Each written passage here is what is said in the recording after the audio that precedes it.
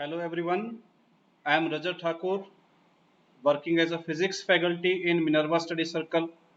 तो बच्चों, आपका नीट का एग्जाम हो गया है। आज मैं आपके साथ में फिजिक्स के कुछ क्वेश्चन डिस्कस करूंगा जो आपके नीट 2020 में आए थे। ठीक है। जैसा कि आपको पता ही होगा, इस बार का पेपर बहुत ही आसान था। ज़्यादातर क्वेश्चन बच्चों डायरेक्टली फार्मूला बेस्ड थे। थोड़ा बहुत कंसेप्ट जो भी लग रहा था वो भी बहुत आसान था। ठीक है, तो स्टार्ट करते हैं। First question is question number 136। Question में क्या दे रखा है?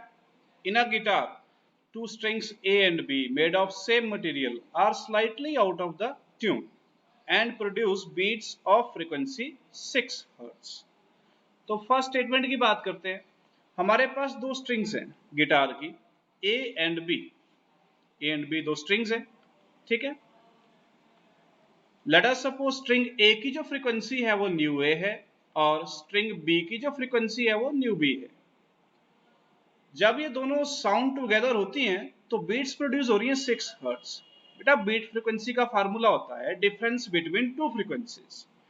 तो या तो मैं इसको new A minus nu B लिख सकता हूं इक्वल टू 6, या उल्टा भी हो सकता है, क्या पता न्यू बी बड़ा हो तो न्यू बी माइनस न्यू ए करूं तो ये 6 आना चाहिए। अभी तक हमें कुछ क्लियर नहीं है, फर्स्ट स्टेटमेंट से अभी तक कुछ क्लियर नहीं है कौन सा बड़ा है कौन सा छोटा है। नेक्स्ट स्टेटमेंट जो है वहां से हमें क्लियर होगा कौन सा बड़ा है, न्यू बी बड़ा है कि न्यू ए बड़ा है। ये बोलता है when tension in B is slightly decreased the beat frequency increases to 7 hertz. अगर मैं बी की टेंशन को कम करता हूं ना तो बीट की फ्रीक्वेंसी बढ़ रही है। पहली बात तो स्ट्रिंग की टेंशन कम करने से उसकी अपनी फ्रीक्वेंसी घट जाती है। तो बेसिकली मैंने न्यू बी की वैल्यू को घटाया है। ठीक है। न्यू बी की वैल्यू घटाने की वजह से बीट फ्रीक्वेंसी बढ़ रही है, मतलब दोनों फ्रीक्वेंसी के बीच का डिफरेंस बढ़ गया। इसका मतलब फर्स्ट रिलेशन जो है वो ट्रू होना चाहिए, बिकॉज तभी तो दोनों फ्रीक्वेंसी के बीच का जो गैप है वो बढ़ जाएगा अगर मैं न्यू बी को कम करूंगा। अगर सेकेंड रिलेशन की बात करूं, अगर मैं न्यू बी को कम करता हूं तो दोनों फ्रीक्वेंसी के बीच का गैप बढ़ेगा नहीं घटेगा basically. So first relation is correct. ठीक है, तो इस रिलेशन को हम यूज करेंगे, that is nu A minus nu B should be equal to 6। ठीक है। अच्छा, अब इसने बोला है कि ए की जो फ्रीक्वेंसी है दैट इज 530 हर्ट्ज। इसको पुट कर दो 530 हर्ट्ज, तो बी की ओरिजिनल फ्रीक्वेंसी मेरे पास निकल के आ जाएगी, वही मेरे से क्वेश्चन में पूछा है। Then nu B will come out to be 524 hertz. 524 hertz निकल के आ जाएगी value. So answer is 3। Next question. बेटा, ये क्वेश्चन जो है काइनेटिक थ्योरी ऑफ गैसेस के ऊपर बेस्ड है। क्वेश्चन में क्या दे रखा है, क्या पूछा है हमसे, the average thermal energy for a monoatomic gas is. पहली बात तो किसकी बात कर रहा है अभी, एक मॉलिक्यूल की बात कर रहा है, क्योंकि एवरेज थर्मल एनर्जी बोल दी। गैसेस में बड़े सारे मॉलिक्यूल होते हैं और उनकी एनर्जी थोड़ी डिफरेंट डिफरेंट आती है, बट मैं एवरेज थर्मल एनर्जी की बात करता हूं किसी एक पर्टिकुलर मॉलिक्यूल के लिए, तो उसका एक पर्टिकुलर फार्मूला है। जो फार्मूला मेरे पास Maxwell law of equipartition of energy से निकल के आया है। मैक्सवेल ये बोलता है कि किसी मॉलिक्यूल के पास में 1 डिग्री ऑफ फ्रीडम के पास में जो एनर्जी होती है दैट इज हाफ के टी, जिसमें के होता है बोल्ट्जमैन कांस्टेंट। ये 1 डिग्री फ्रीडम के पास होती है एनर्जी। अगर मॉलिक्यूल के पास में f डिग्रीज ऑफ फ्रीडम हो तो टोटल एनर्जी फिर आपके पास f/2 kT बन जाएगी। तो ये सिंपली इसी फार्मूले के ऊपर बेस्ड क्वेश्चन था। अब मोनोटॉमिक गैस है, मोनोटॉमिक गैस के लिए f की वैल्यू 3 होती है। आप वैल्यू पुट करेंगे देन आंसर आपके पास 3/2 kT निकल के आ जाएगा। ठीक है, so third is the correct answer. Next question. ये क्वेश्चन आपका फ्लूइड मैकेनिक्स के ऊपर बेस्ड है, सरफेस टेंशन का क्वेश्चन है। इसमें क्या दे रखा है, a capillary tube of radius r is immersed in water and water rises to a height h। तो मेरे पास एक कैपिलरी ट्यूब है, इसको वाटर में इमर्स किया मैंने, तो वाटर जो है h हाइट तक राइज करता है। ऐसे बना रहा हूं मैं, h हाइट तक राइज किया वाटर, कैपिलरी ट्यूब की रेडियस है r, ठीक है। आगे बोलता है the mass of water in the capillary is 5 ग्राम। इस वाटर का जो मास है वो 5 ग्राम है। नेक्स्ट टाइम हमने क्या किया, another capillary tube of radius 2r is immersed in the water. Next time हमने जो कैपिलरी ट्यूब इमर्स की उसकी रेडियस 2r थी, दुगनी रेडियस थी। ठीक है। अब कितनी हाइट तक वाटर चढ़ा इसने हमें नहीं बताया, तो मैं मान लेता हूं कि जो वाटर ऊपर तक गया है that height is h dash. ये हाइट h डैश है, लेट अस सपोज। ठीक है। नाउ अब ये बोलता है भाई ये मास निकालो। यहाँ पे कैपिलरी ट्यूब में जो वाटर राइज किया सेकंड वाली में, उसका मास निकालो कितना होना चाहिए। यहाँ पे बेटा हम यूज करेंगे ज्यूरिन्स फार्मूला। ज्यूरिन्स फार्मूला क्या बोलता है कि जो हाइट अटेन करता है water in capillary tube that is inversely proportional to radius of the capillary tube. ठीक है। Then I can write h dash upon h equals to, inverse relation है तो r अपॉन r डैश लिखूंगा। ठीक है।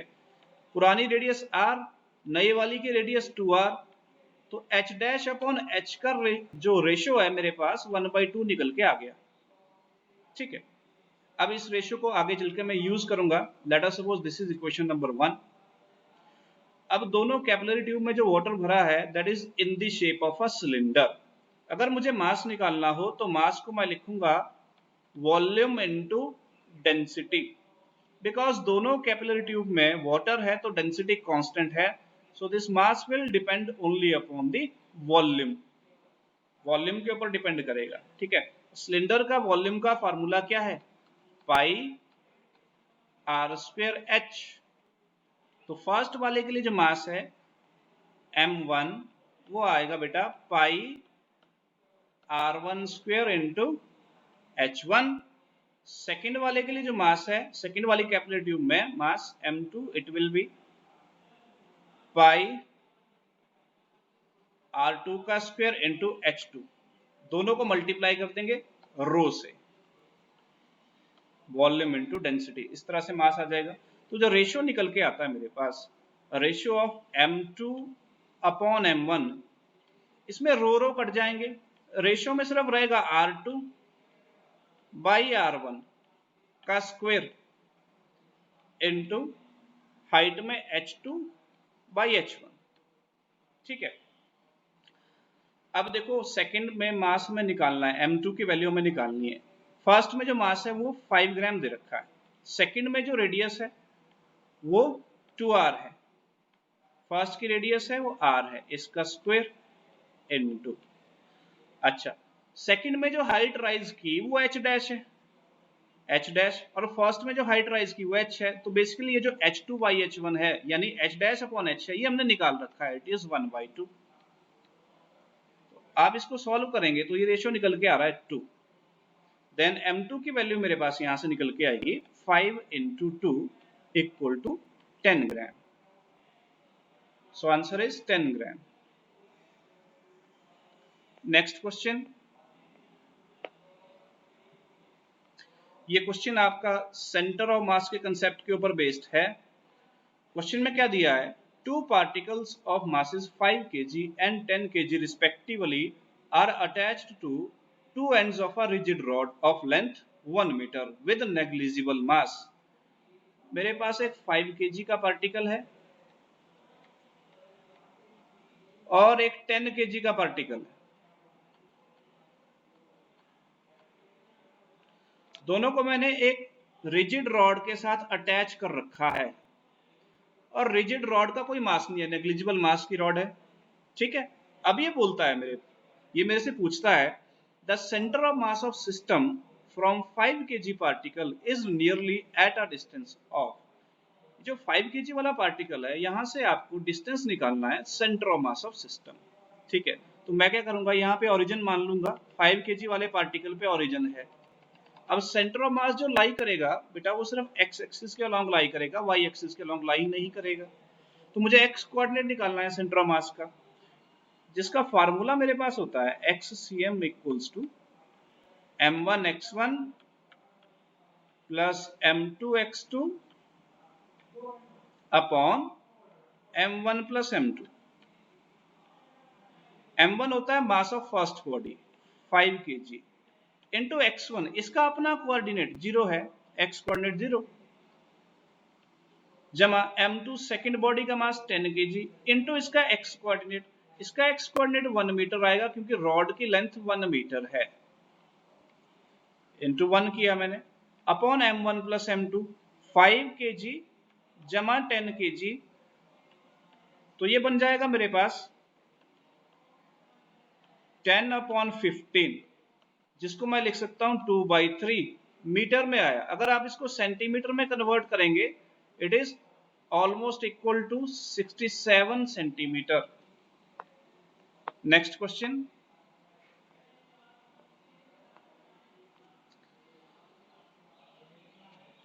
two cylinders A and B of equal capacity are connected to each other by a stopcock। तो हमारे पास दो cylinder हैं, equal capacity के हैं, कुछ इस तरह से मैं बना रहा हूं, इनको हमने कनेक्ट किया with the help of a stopcock. इधर मान लो मैंने स्टॉपकॉक लगाया है। A contains ideal gas at standard temperature and pressure, ये जो A कंटेनर है इसमें हमने कुछ गैस भरी at standard temperature and pressure. B is completely evacuated, B जो है खाली है। The entire system is thermally insulated, ये बहुत इंपॉर्टेंट पॉइंट है, जो ये पूरा सिस्टम बनाया इसको थर्मली इंसुलेट किया हुआ है, मतलब हीट ना तो अंदर आ सकती है ना बाहर जा सकती है, दोनों साइड ऐसा किया है हमने पूरे सिस्टम को, ठीक है। अब बोलता है the stop cock is suddenly open then the process is, stop cock को हमने बेटा ओपन किया तो गैस यहां से यहां फ्लो करेगी बेसिकली, तो गैस का एक्सपेंशन हुआ, नो डाउट गैस का क्या हुआ, एक्सपेंशन हुआ, लेकिन प्रोसेस कैसा है, एक्सपेंशन कैसा हो रहा है, देखो बिकॉज हमने सिस्टम को थर्मली इंसुलेट किया है, हीट ना अंदर जा सकती है ना बाहर आ सकती है, तो मतलब process should be adiabatic, because adiabatic process में हीट का एक्सचेंज नहीं होता है, so process is adiabatic. Next question, ये आपका मोशन इन स्ट्रेट लाइन के ऊपर बेस्ड है। A ball is thrown vertically downward with a velocity of 20 metre per second from the top of a tower. हमारे पास एक टावर है, tower के टॉप से हमने एक बॉल को डाउनवर्ड थ्रो किया विद सम वेलोसिटी, यू लिख रहा हूं मैं, initial velocity 20 metre per second, it hits the ground after some time with a velocity 80 metre per second. जब ग्राउंड को हिट किया बॉल ने तो बॉल की वेलोसिटी 80 हो चुकी थी, मतलब फाइनल वेलोसिटी 80 है। तो बोलता है हाइट ऑफ टावर निकालो, मान लो टावर की हाइट h है, ये h हमें निकालना है, मैं सिंपल इक्वेशन यूज करूंगा, v square minus u square equals to 2s, straight line में मोशन हो रहा है, then I can use this equation, value put करेंगे 80 square minus 20 square equals to 2 into, यहाँ पे a जो है वो एक्सेलरेशन ड्यू टू ग्रेविटी के बराबर है, जिसकी वैल्यू 10 पुट करूंगा, h की वैल्यू बेटा मैं यहां से निकाल लूंगा, h की वैल्यू आपके पास कैलकुलेशन आपने कर लेनी, it will come out to be 300। Next question, a body weighs 72 Newton on the surface of Earth. What is the gravitational force on it at a height equal to half of the radius of Earth? ये question आपका gravitation chapter से है और variation in the value of g उसके ऊपर based है, ठीक है। तो हमारे पास क्या दिया है, बेसिकली ये अर्थ है, अर्थ के सरफेस के ऊपर हमने कोई ऑब्जेक्ट रखा हुआ है, ठीक है, तो इस ऑब्जेक्ट का वेट जो आ रहा है मेरे पास W, that is coming out to be 72 newton, ठीक है। वेट होता क्या है, वेट होता है m इंटू जी। अब मैं इसको किसी हाइट पे लेके गया, हाइट की वैल्यू जो इसने बोली है वो r/2 है, रेडियस के, अर्थ की रेडियस के हाफ है ये r/2। तो यहां पे बोलता है कि इस बॉडी के ऊपर कितनी ग्रेविटेशनल फोर्स लग रही होगी, ग्रेविटेशनल फोर्स का मतलब कितना वेट होगा इस बॉडी का, ठीक है। तो यहाँ पे मान लो वेट हो जाता है W डैश, ये हमें निकालना है, ठीक है। जैसा कि हमने देखा बॉडी सेम है तो इसका मतलब weight will only depend upon, weight में जो चेंज आएगी that change will only depend upon value of g. Mass तो सेम रहना है बॉडी का। Then I can write like this, W dash upon W will be equal to mg dash upon mg। G dash क्या है, यहाँ किसी height पे, जो ये हाइट दे रखी है वहां पे जी की वैल्यू, ठीक है। ऑब्वियसली ये वैल्यू चेंज हो चुकी होगी। सो बेसिकली मुझे रेशियो निकालना है जी डैश अपॉन जी का। बेटा हाइट के साथ में जो जी वेरी करता है उसका फार्मूला है, मैं डायरेक्ट फार्मूला यूज कर रहा हूं, g dash upon g is given by R square upon R plus H का square, where H is the height. Value put करेंगे आप, R square upon R plus H की value R by 2 है का square, then this will come out to be 4/9। तो original weight आपके पास दे रखा है दैट इज 72 न्यूटन। तो W डैश अपॉन 72 ये 4/9 आया। तो आपके पास W डैश की वैल्यू कितनी आएगी, 4/9 into 72 which will come out to be 32 newton. ये 32 न्यूटन निकल के आएगी। ठीक है, नेक्स्ट क्वेश्चन करते हैं। तो यहां पे आंसर आपके पास ऑप्शन नंबर 3 हो गया। नेक्स्ट क्वेश्चन, ये क्वेश्चन बच्चों आपके पास यूनिट एंड मेजरमेंट चैप्टर से है। क्वेश्चन में क्या दिया है, एक स्क्रू गॉज है जिसका लिस्ट काउंट दे रखा है 0.01 mm और सर्कुलर स्केल के डिवीजन दे रखे हैं 50। पिच पूछी है, pitch of the screw gauges. तो लिस्ट काउंट का फार्मूला होता है मेरे पास, least count is equal to pitch upon number of division, pitch upon number of division on circular scale. ठीक है, लिस्ट काउंट की वैल्यू दी है, नंबर ऑफ डिवीजन दिए हैं, तो पिच मेरे पास आ जाएगी, pitch is equal to least count into number of division, that is 0.01 into 50। तो आंसर मेरे पास आता है 0.5 mm। नेक्स्ट क्वेश्चन, ये थर्मल फिजिक्स चैप्टर से है बच्चों। The quantities of heat produced required, the quantities of heat required to raise the temperature of two solid copper spheres of radii R1 and R2 through 1 Kelvin are in the ratio। Question में हमसे पूछा है कि भाई दो sphere हैं, एक की रेडियस है R1, दूसरे की रेडियस है R2 और उनमें रिलेशन भी दिया है that is R1 equals to 1.5 times R2। दोनों स्फीयर का टेम्परेचर हमें 1 केल्विन से बढ़ाना है, तो दोनों को कुछ ना कुछ हीट प्रोवाइड करानी पड़ेगी। ये उस हीट का रेशियो पूछ रहा है, दोनों के लिए जो हीट प्रोवाइड कराई जाएगी उसका रेशियो निकालो। ठीक है, तो फर्स्ट ऑफ ऑल हम क्या करेंगे कि किसी बॉडी का टेम्परेचर अगर मुझे राइज कराना है उसके लिए हीट कितनी लगती है वो फार्मूला लिखेंगे। That formula is given by delta Q is equal to mc delta T.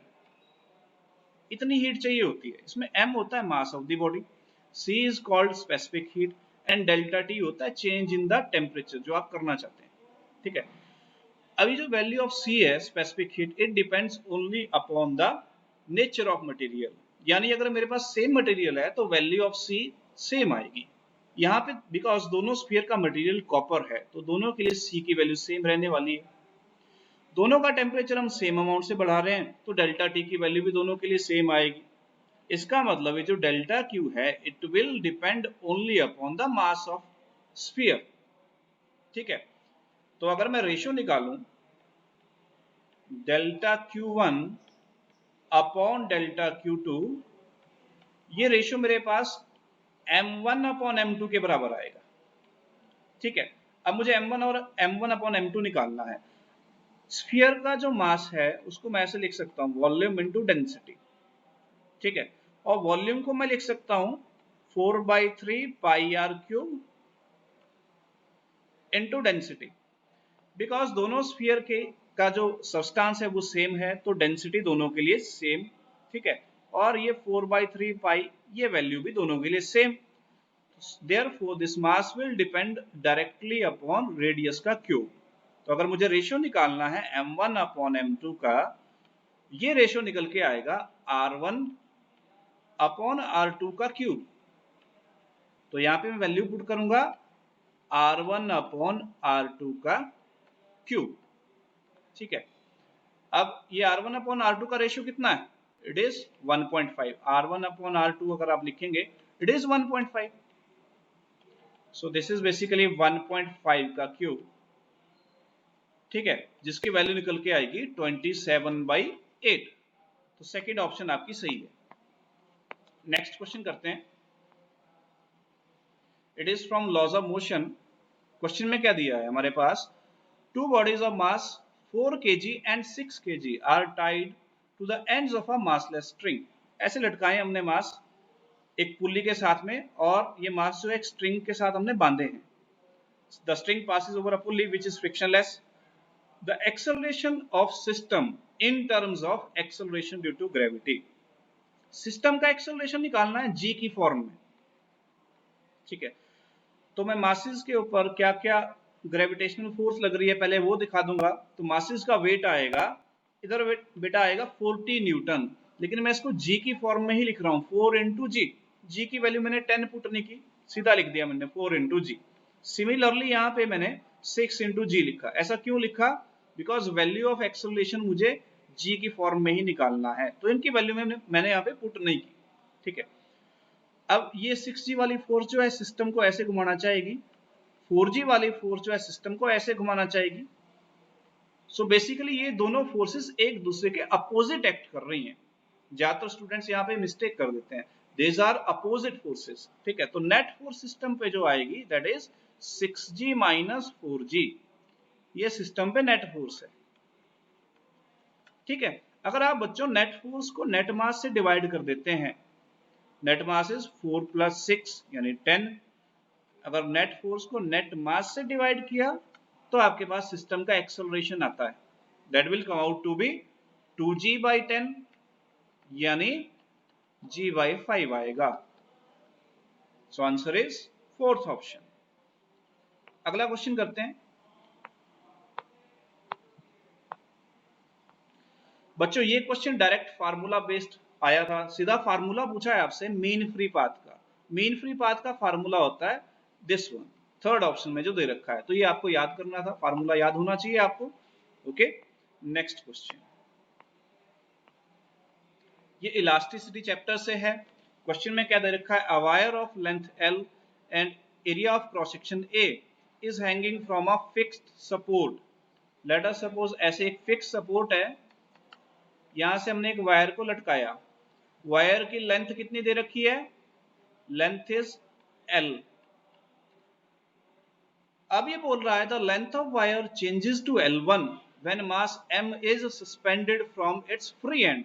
अगर मैं फ्री एंड पे एक मास लटका देता हूं M, तो इसकी लेंथ चेंज हो जा रही है। कितनी हो जा रही है? L1 हो जा रही है। ऐसा क्यों हो रहा है? बिकॉज ये मास कुछ फोर्स अप्लाई करेगा, अपने वेट के बराबर फोर्स अप्लाई करेगा, mg के बराबर फोर्स अप्लाई करेगा, जिस फोर्स की वजह से स्ट्रेस प्रोड्यूस होगा वायर में और अल्टीमेटली स्ट्रेन प्रोड्यूस होगा। स्ट्रेन की वजह से बेसिकली इसकी लेंथ इंक्रीज हुई। स्ट्रेन हमारे पास एज ए आउटकम आया, लेंथ इंक्रीज हुई, इंक्रीज होकर के लेंथ कितनी बन गई? L'। तो ये मेरे से बोलता है कि भाई एक्सप्रेशन फॉर यंग्स मॉडुलस निकालो। पहली बात तो यंग्स मॉडुलस का फार्मूला क्या है? यंग्स मॉडुलस का फार्मूला होता है stress upon strain, stress divided by strain. Stress होता है force upon area, force upon area. Strain होता है change in length upon original length. Force कितनी लग रही है यहाँ पे?